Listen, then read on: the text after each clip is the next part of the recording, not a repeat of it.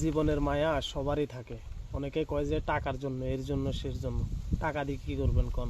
যদি মনে করেন যে চোখ দুইটা বন্ধ হয়ে গেলে টাকা টুকার কোনো মনে করেন যে কোনো কাজে আসবো না। জীবনের মূল্য অনেক বেশি, বুঝছেন? দেখ, আল্লাহ সবারই বুঝার তৌফিক দেখ। আসলে মানুষ যে মানুষের সাথে এইভাবে ধোঁকা প্রতারণা করতে পারে, এটা মনে করেন যে মানে মানুষের সাথে না মিশলে বোঝা যায় না, বুঝছেন? দালাল সম্বন্ধে কি বলুন বলেন? দালালেরা এরকম। আল্লাহ, সামান্য কিছু টাকার জন্য মনে করেন যে এরকম একজন আরেকজনের জীবনটারে মনে করেন যে শেষ করে দিত। তারা মানে একটু চিন্তা করে না যে আসলে লোকগুলার যে আমি ওই জায়গায় ফাটাইতেছি বা ওরা যে ওইখানে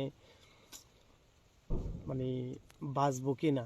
সবার তো ফ্যামিলি আছে, পরিবার আছে। তো ফ্যামিলি পরিবার যদি টাকা ইনকাম করার লাগে আসি, যদি ফ্যামিলি পরিবার সব কিছু হারায় নিজের জীবনটা শেষ করে, তো কী লাভ কন? দোয়া করবেন ইনশাল্লাহ আল্লাহ যেন সহি সালামতে রাখে, হেফাজতে রাখে, বুঝছেন?